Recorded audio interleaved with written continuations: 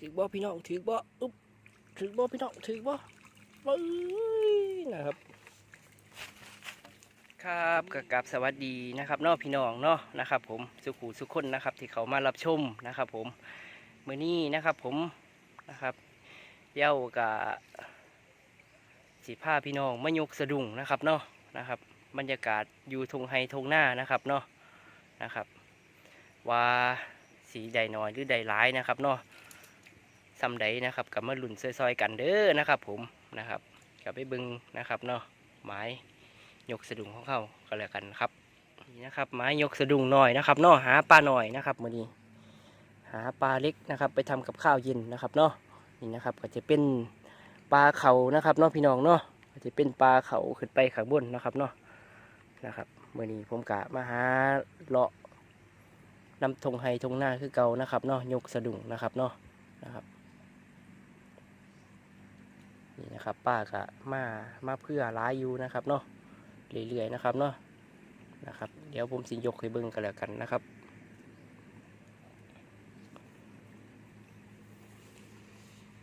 ถือบ่พี่น้องถือบ่อุ๊บ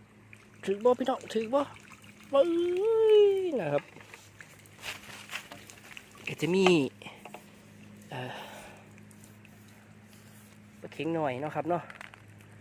ปลาหมอปลาเข็งเล็กนะครับเดี๋ยวผมเก็บปลาก่อนเด้อครับเด้อนะครับ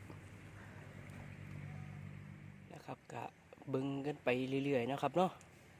นะครับการหาอยู่หากินนะครับวิธีอีสานดังเดิมนะครับเนาะหากินไปจังสี่แหละครับพี่น้องบ้านเฮานะครับขันบ่หากินกับบ่มีกินนะครับลองยกอีกเนาะครับเนาะ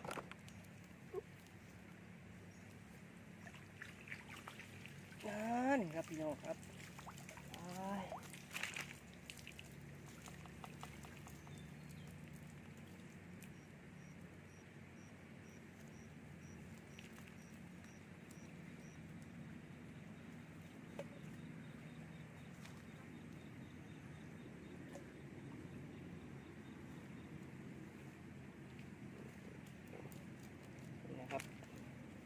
ปลาเค็งกับซิมีต้นหน่อยๆงามๆนะครับเนาะใส่ตวงกับบ่ถือครับเพราะว่าน้ำมันไหลคอยเนาะนะครับ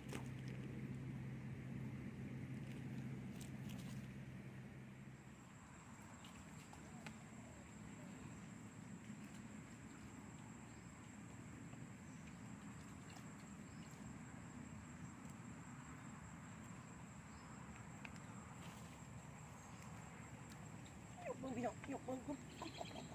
มาบ่โอ้ไม่ครับเหลือไม่แล้วครับเหลือไม่แล้ว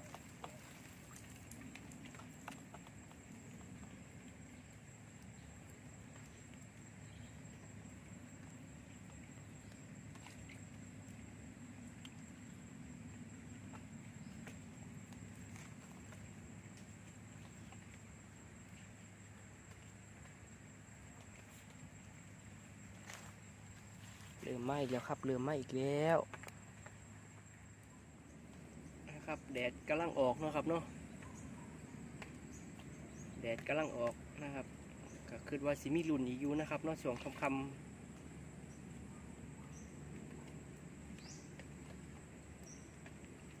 ๆสิบ่พอได้มุกในบ่มื้อนี้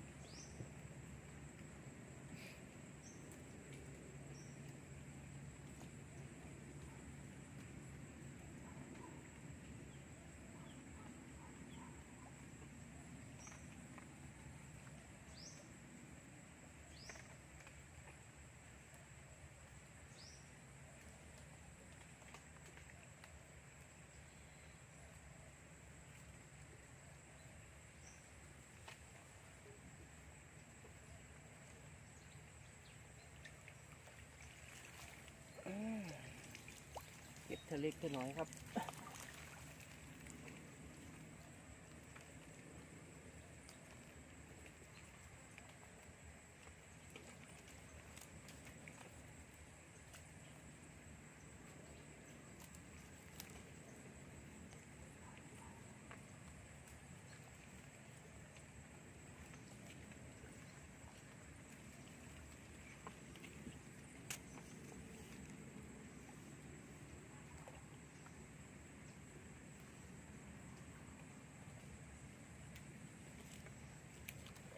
อเล็กเธอน้อยเดี๋ยวก็ได้เองครับผม นะครับหลังจากที่ฝนตกมา2 คืนเต็มๆนะครับน้ำขึ้นนะครับแต่ก่อนน้ำอยู่นี่บ่ท่านมีนะครับเนาะฝนตก2 มื้อนะครับน้ำขึ้นนะครับน้ำไหลลงมานะครับก็เฮ็ดให้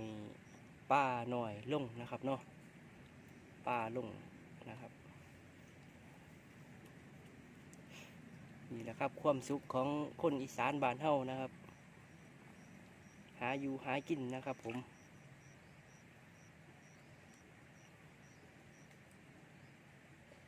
ก็ฝากติดตามผลงานนำในเด้อนะครับผมฝากกดไลค์กดแชร์นำกันแน่นะครับ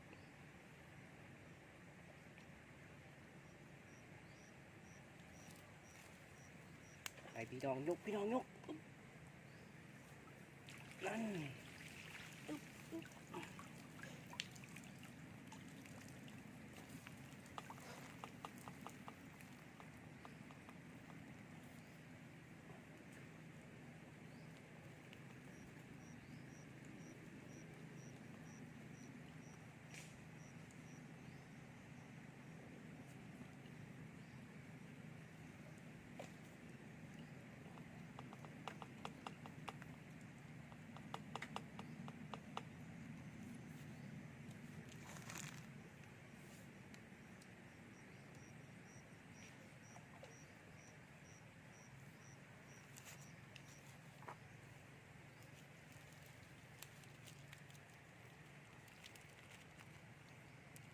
สวยงามนะครับเนาะป่ากำลังพ่อมกนะครับพ่อมกนะครับ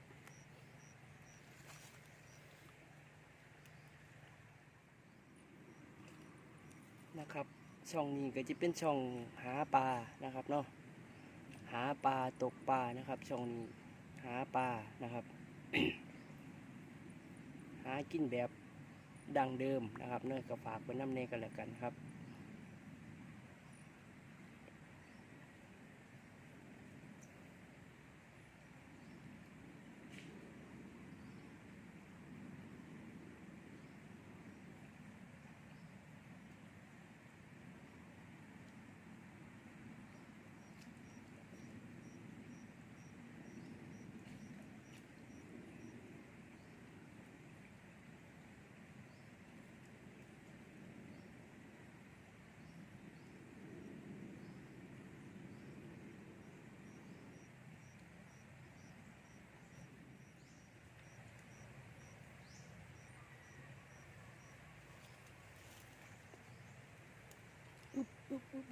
หมานบ่รอบเลยโอ้ยบ่เขานะครับเนาะ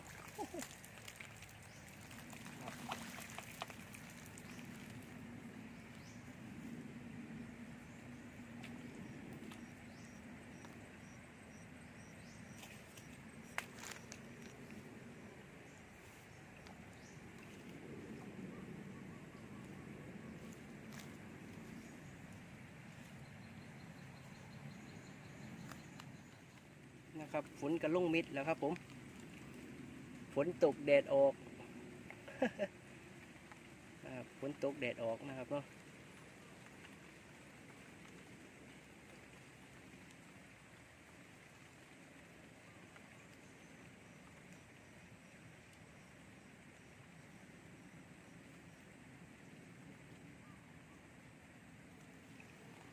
สวดเบิ่งดอกพี่น้องสวดเบิ่งเอ้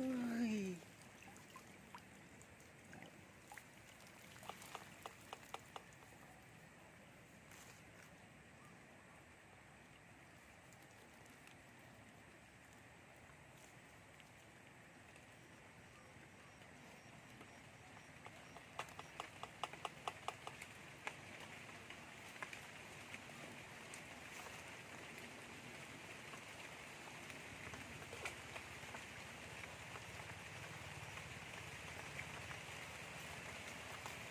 นะครับเนาะเสียงฝนจากๆเลยครับ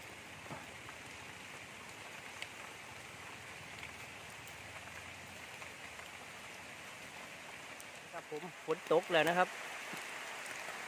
โอ้ยนะครับขออนุญาตปิดกล่องก็ด้วยครับเด้อนะครับ นะครับเพื่อจะฝนสิตกค่อยๆนะครับเนาะเปียกเบิดนะครับผมนะครับเปียกมันยอดเลยนะครับผมเนาะนะครับกะล่อๆเบิ่งนะครับเนาะว่าป้าสีมาอีกบอนะครับเนาะนะครับป้าจะมาอีกไหมนะครับติดตามกันด้วยครับเด้อนะครับเปียกมันยอดเลยพี่น้องเอ้ยนะครับเนาะตกด้นเติบครับพี่น้องว่าหันนี่นะครับป่าฝนก็ได้นะครับติดตามต่อไปนะครับว่าสีลงอีกบอนะครับเนาะป่าเฮาเนาะนะครับ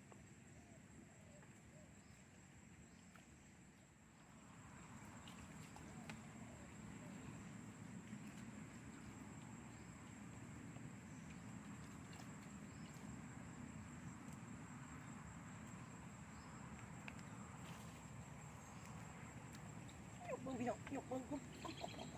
มาบอโอ้มาอีกครับเหลือไม่อีกแล้วครับเหลือไม่อีกแล้ว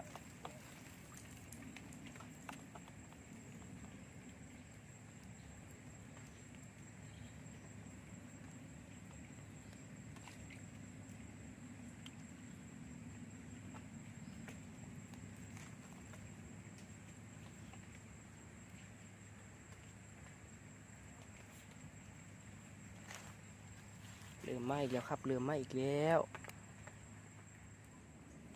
นะครับแดดกำลังออกเนาะครับเนาะแดดกำลังออกนะครับ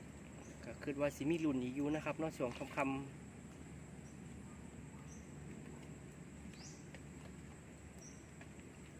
ๆสิบ่พอได้มุกในบ่มื้อนี้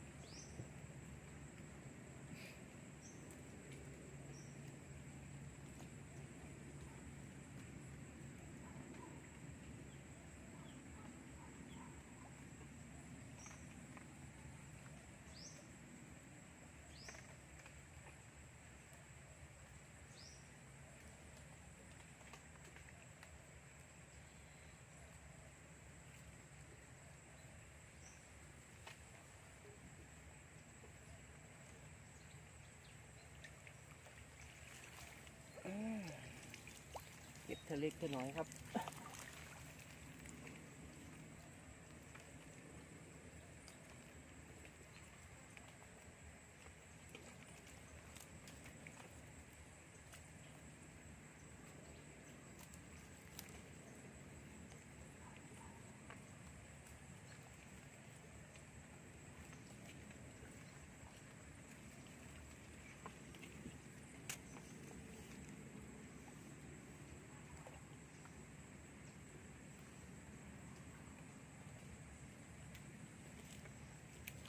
เก็บเธอเล็กเธอน้อยเดี๋ยวก็ได้เองครับผม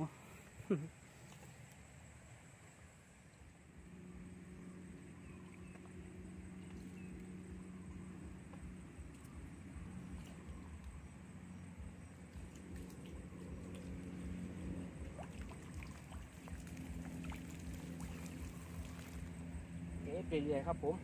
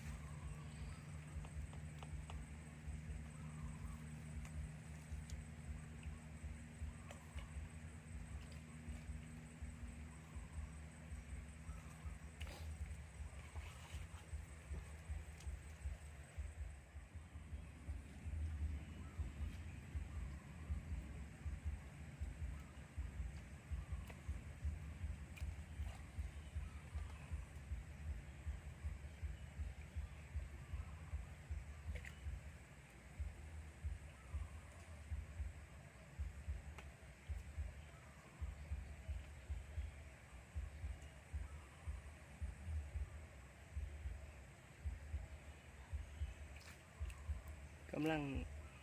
ลงมานะครับ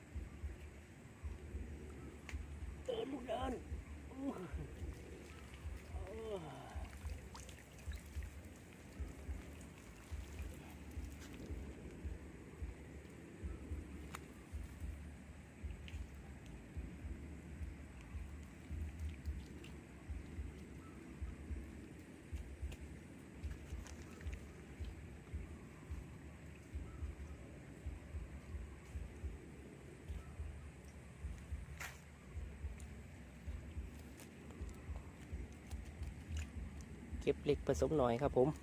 นะครับ หายากครับป้าชุมือนี้นะครับ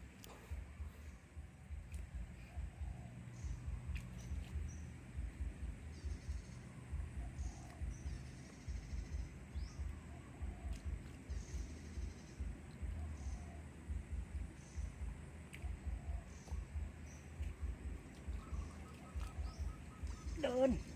โอ้ปลาคอเต็มดอกแล้วครับโอ้ย